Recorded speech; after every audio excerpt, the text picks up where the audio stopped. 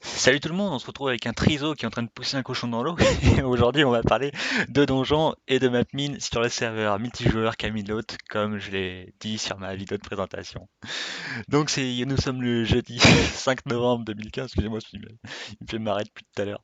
Nous sommes le jeudi 5 novembre, il est 17h30. Alors, qu'est-ce qu'un donjon dans Camelot? Donc là, on est en route pour ce donjon. Tu vois, on était à Célidos, donc le spawn du serveur, à côté de tous les bateaux qui vous permettent de rejoindre votre royaume. Et on prend la route pour le donjon. Alors, quel que soit l'endroit où vous avez, que vous soyez Augurois, Nar, Val d'Oréen, Primus, plus loin, les cultures turquoises, ou Norse. Norse, oui, avec le bateau bleu au fond.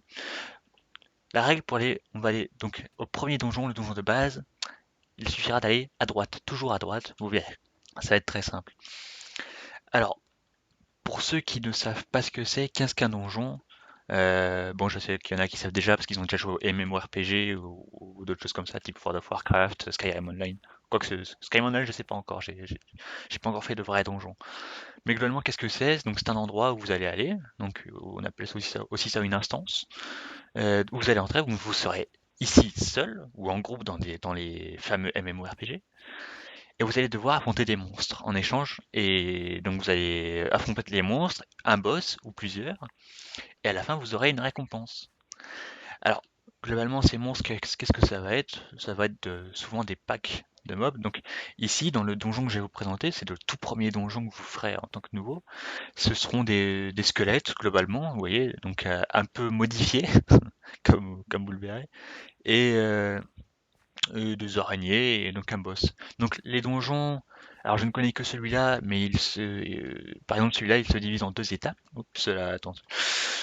En deux étapes, donc vous avez une phase de PVP, de PVE, qu'est-ce que je dis moi? De PVE, donc le combat contre les entités, et une phase de saut, de jump, donc bon, c'est globalement simple. Alors le stuff requis pour faire ce premier donjon, je vous conseille si vous êtes nouveau, bon, moi ça va être très rapide parce que j'ai une épée châtiment 4, donc pour ceux qui savent, voilà, ça va très vite sur un squelette ou un zombie. Mais sinon, le stuff que vous pourrez prendre basiquement et qui vous permettra de faire le jeu, donc toujours à droite comme j'ai dit, ce sera un stuff fer, une épée en fer et surtout de la nourriture parce que sinon vous ne pourrez pas passer le jump. Alors, des donjons sur Camelot, il y en a plusieurs à différents endroits, donc vous devez toujours vous y rendre à pied, quel que soit l'endroit où est le donjon. Donc, vous en avez par exemple un dans des montagnes au beau milieu de la map du serveur, qui est assez long d'accès. Mais ils sont de difficultés pareilles, différentes les uns les autres. Donc par exemple le donjon dont je vous parle, qui est au milieu des montagnes, il faut un stuff en diamant protection 4 pour le faire avec une bonne épée, et il est assez dur. Donc vous avez par exemple, j'avais fait pour rigoler la première fois, donc là voilà, vous- je fais une parenthèse, vous parlez au mec, il vous fait rentrer dans le truc. J'avais fait le premier don, J'y étais entré avec un ami juste comme ça pour le fun en stuff faire, on s'était fait démonter à la première salle. Ouais, donc et celui-là, alors que celui-là, il est beaucoup plus simple et donc voilà. Euh, donc voilà, vous arrivez, voilà. Donc là, on a une armée de petits squelettes. Donc voilà, châtiment 4 en diamant, je les tue en deux coups. Donc globalement, là, il n'y a pas de difficulté, même en épée en fer, c'est relativement acceptable. Donc vous entrez, vous passez cette porte, ensuite vous voyez qu'en face c'est bloqué. Il va falloir aller à gauche. Donc là, courir. Donc moi, je prends l'élan, mais c'est pas sûr que et là, je me suis royalement loupé. Donc si vous voulez l'épée comme ça, c'est très simple. Vous essayez de sauter là-dessus, vous remontez, et vous allez retenter le coup. Bon, des fois, ça se passe, ça dépend vraiment des fois. Voilà, hop, voilà, double saut. Vous arrivez là, là vous descendez, ne vous inquiétez pas, il y a des échelles pour remonter. Vous arrivez ici, première plaque de pression qui va activer des monstres en fait derrière vous, et cette plaque de pression là va débloquer la porte que vous avez vue là-bas. Donc là, nouvelle phase de combat contre les fameux squelettes. Donc vous voyez, en armure en fer, ils vous font un demi-cœur. Donc globalement, la difficulté n'est pas élevée, c'est normal, c'est le tout premier donjon. Et la récompense est très acceptable, hein. Donc la récompense ici, ce sera quoi? Ce sera 16 pièces d'argent. Donc ça, je vous en parlerai plus tard de la monnaie. Et enfin, entre les 15 et 18 pièces d'argent, vous pourrez avoir des diamants. Donc ça sera 2 diamants à peu près. Il y a un nouveau, on va lui dire bienvenue dès qu'on en aura fini avec ça. Et où ça pourrait être un loot rare, ce sera une pioche en fer incassable 3 avec un titre roleplay. Ce sera la pioche du crayon, car ça, nous sommes dans le donjon qui s'appelle les mines du crayon. Alors là, on arrive à des araignées. Donc globalement, même en fer, je crois que vous les tuez en 2 coups, ça va. Ensuite, ouais, ça fait vraiment de salle en salle, vous avez du temps pour vous reposer. Donc ceux-là, c'est les plus durs, comme vous le voyez, ils me font un tout petit peu plus mal. Voilà, vous passez les salles jusqu'au boss, et globalement un donjon, c'est ça. Vous affrontez les monstres, les monstres, les monstres, les monstres, jusqu'au boss final. Et au boss final, vous avez votre récompense. Ou à chaque boss dans les mêmes RPG, mais là on parle du donjon sur ce serveur-là. Ça se passe comme ça globalement. Donc ça me permet aussi de vous le présenter pour tout nouveau qui arrivera et on lui dira fais le premier donjon. Bah, il saura peut-être déjà à quoi s'attendre. Donc la nouvelle phase de jump. Un tantinet plus compliqué ou pas, ça dépend des fois, celui-là m'a paru beaucoup plus simple que celui où il fallait faire le double saut, parce qu'il y en a qui n'y arrivent pas. Donc voilà, vous montez, vous montez. Donc globalement, voilà, je pense que je vous ai déjà tout dit. Donc là, on arrive, voilà, salle du boss. Donc lui, c'est notre ami. Assez, beaucoup plus résistant. Il a une épée en or qui fait moyennement mal. Donc je vous conseille de pas faire ce que j'ai fait, de taper d'abord le lot squelette. Mais bon, là, ça va, il a pas trop bougé. Donc globalement, on s'en sort pas mal. Et donc après, la fameuse récompense. Alors là, on va voir quelle chance j'ai. Donc j'aurai juste de l'argent. Alors globalement, 15 pièces d'argent, vous savez peut-être pas encore ce que c'est si vous découvrez avec mes vidéos. Je vous l'expliquerai un peu plus tard. Je pense que... Bon, vous savez quoi? On va le faire maintenant.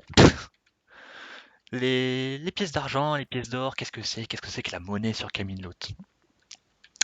Alors, la monnaie, ça se divise, comme je vous l'ai dit, pièces d'argent, pièces d'or. Une pièce d'or, c'est égal à 75 pièces d'argent. 64 pièces d'argent, excusez-moi. Et oui, donc là on rentre en bateau, c'est plus rapide, de toute façon vous connaissez le chemin du retour. Et vous pouvez le gagner de différentes façons. Avec les donjons, comme je vous l'ai montré, ou en commerçant avec des joueurs, ou, alors, ou si vous quémandez, mais je vous déconseille de le faire parce que ça énerve très très vite. Et voilà, donc beaucoup plus en vendant des choses à des joueurs. Donc avec cet argent, sur Camelot viennent les métiers et les commerçants. Donc les commerçants, c'était, je sais pas si vous avez vu ma première vidéo, j'ai dû lui dire coucou à un moment, c'était un villageois en gros, que j'avais acheté, donc ce n'est pas mon esclave, hein, pour, et en fait ce villageois, qu'est-ce qu'il va faire? Donc ça va être en relation avec votre métier, donc il y a différents métiers sur le serveur. Il y a quoi? Il y a, je sais pas si je vais tous pouvoir vous les dire, il y a armurier, forgeron, menuisier, paysan, enchanteur, tailleur ou tisserand. Et j'en ai peut-être oublié un, mais aubergiste, voilà, aubergiste. Donc ça vous fait environ 7 métiers. Donc là on a toujours l'autre zigoto de tout à l'heure hein, qui est là. Et donc ces métiers, ça vous donner le droit, en gros, de d'exercer un métier. Voilà, c'est un peu redondant ce que je dis, je me rappelle un peu. Mais comment je vous expliquerai ça? Euh, En somme, regarde, moi je suis menuisier. Ça me donne le droit de commercer du bois. En gros, donc de vendre du bois à d'autres joueurs. Si vous prenez tisserand, ça va vous donner le droit de vendre de la laine à d'autres joueurs. Alors que globalement, vous n'en avez pas le droit officiellement. Vous n'avez pas le droit officiellement de le faire si vous n'avez pas de métier. Par exemple, je peux effectivement, si j'étais pas menuisier, dire alors un jour, bah, si tu veux, je te file 2 stacks de bois contre 5 pièces d'argent. Mais globalement, ça vous donne le droit d'avoir un PNJ, donc un commerçant. D'ailleurs, je vais vous montrer où on les achète vu que j'y passe. Et de lui faire vendre vos objets pour telle quantité de... Par exemple, vous allez définir, moi je crois que je vends mon stack donc de bois de sapin, je le vends à 3 pièces d'argent. Et encore, c'est parce que j'ai monté mes prix. Et donc de faire ça dans la légalité, voilà, en somme. Donc voilà, donc ces deux mecs-là, lui, voilà, on clique dessus, il vous vend un œuf. Un œuf que vous avez placé chez vous ou dans l'endroit que vous aurez défini avec votre royaume. et ça vous permet de placer votre commerçant. Et lui, c'est lui qui va vous permettre de prendre votre métier. Alors prendre un métier, vous voyez, donc il y a paysan, comme j'ai dit, aubergiste, menuisier. Ah, il y a mineur que j'avais oublié, effectivement, ça fait donc 8. Et sinon, j'avais dit tout le reste, j'ai dit enchanteur, ouais. Donc, je vous décris un petit peu tous les métiers. Le paysan, globalement, c'est quoi son métier? Ça lui permet de vendre quoi? Ça lui permet de vendre donc toutes les ressources de l'agriculture, globalement, et de l'élevage. L'aubergiste, lui, ça lui permet de vendre, pareil, en gros, des ressources, mais cuites. Le paysan ne peut vendre que des choses crues, et du cuir en plus, ou des trucs comme ça. L'aubergiste, lui, peut vendre les ressources cuites, donc des steaks cuits, des côtes de porc cuites, du ragoût de lapin, de la soupe de champignons, et j'en passe. Le menuisier donc peut vendre tout ce qui est relatif au bois, bibliothèque, coffre, établi, bâton, tous les différents types de bûches et d'escaliers de trucs. Le mineur, comme son nom l'indique, vend des minerais. Le forgeron peut vendre tout ce qui est armement et outils, c'est-à-dire donc épée, arc, pioche, pelle, bêche et j'en passe. L'armurier vend des armures. L'enchanteur, lui, il va vendre donc des bouquins enchantés et il va aussi faire office d'alchimiste. Donc il va vous vendre toutes les potions, jump, saut, jump et saut c'est la même chose, vitesse, forgeron, vision nocturne, toutes ces choses. Et donc le tisserand, comme je vous avais dit, vous vendra de la laine, globalement. Tiens, ça c'est à nouveau. Après, par exemple, c'est là qu'intervient le RP sur Camelot. Rien ne m'empêche en tant que menuisier, de vendre un escalier que j'aurais renommé chaise en bois. Et après, voilà, je lui invente un truc genre fait à la main. Enfin non, ça je peux pas. Mais voilà, je peux vendre une pipe si j'ai envie ou des trucs comme ça. Et il me semble que on a un tisserand.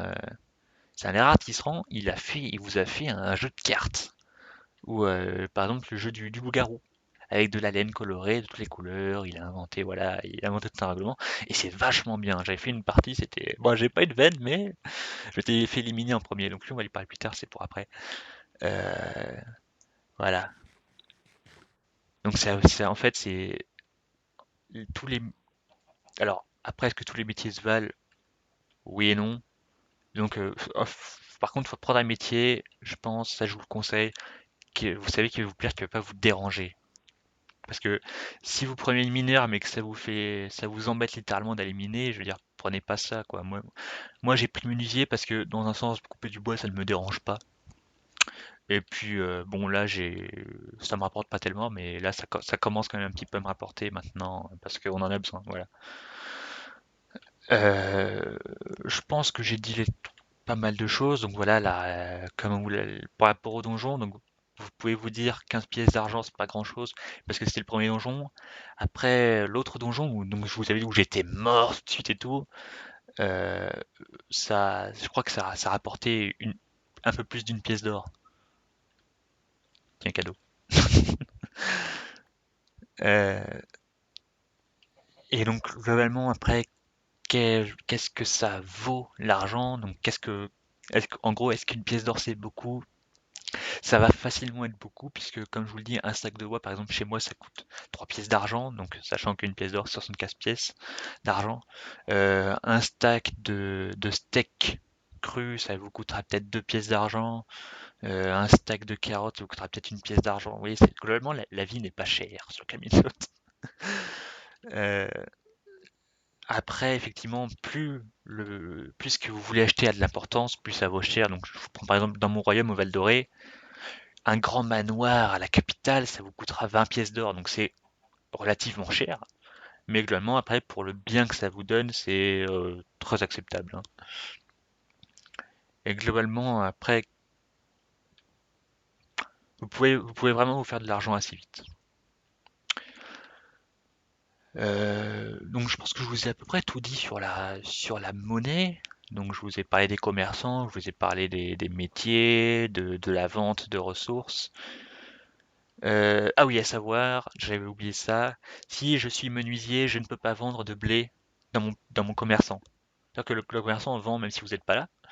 Mais je vais pas, ou même, genre, je vais pas vendre de blé à un mec alors que je suis menuisier. Même si j'ai du blé, je vais pas vendre une épée. Bon, globalement, après, c'est un arrangement la même, mais je veux dire, vous ne pouvez pas commercer.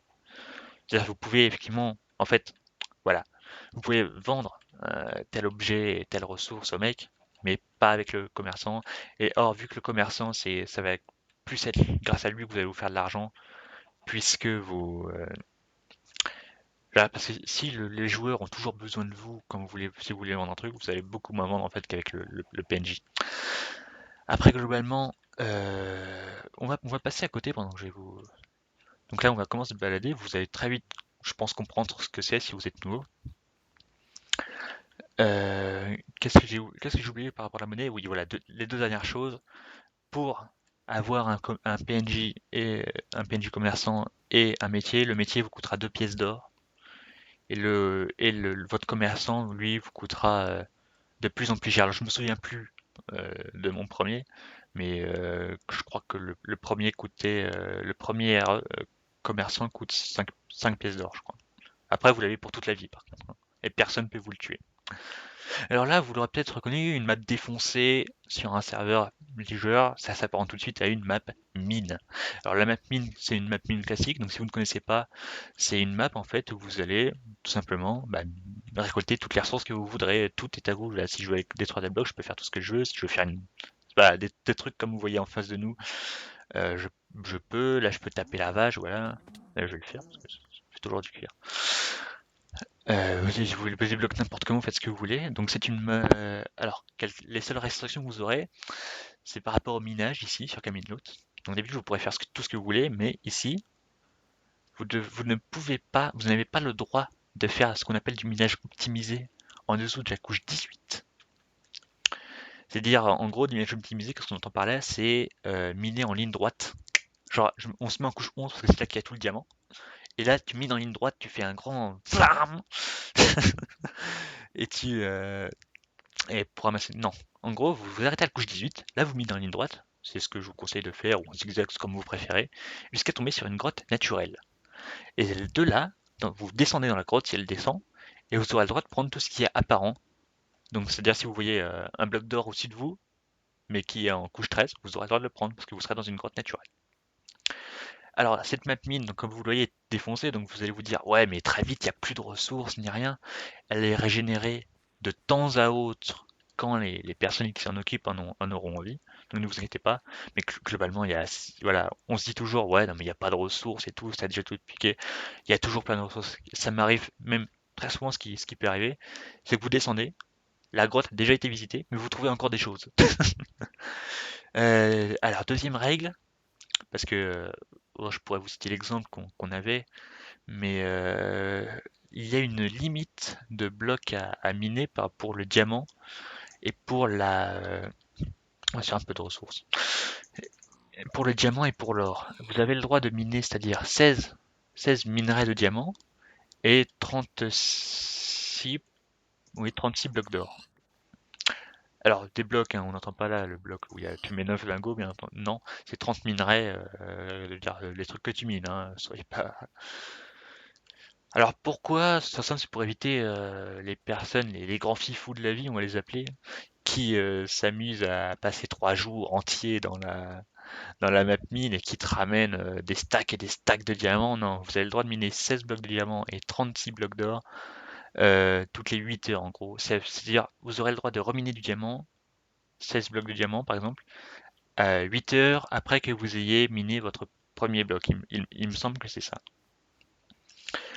Alors pourquoi est-ce que ça vous vous dites ouais non mais c'est abusé, 16 diamants c'est rien, mais après le diamant, si vous avez une fortune 3, vous en aurez plus que 16 hein, à la fin, ça vous inquiétez pas. Alors c'est plus compliqué. Et pourquoi est-ce qu'ils ont mis ça? C'est simplement parce qu'on avait des gros, comme je l'ai dit tout à l'heure, des gros fifous. Et on en avait un, par exemple, qui avait miné plus de 3600, il me semble, hein. J'ai pas les chiffres exacts, mais un truc dans les 3000 blocs de diamants.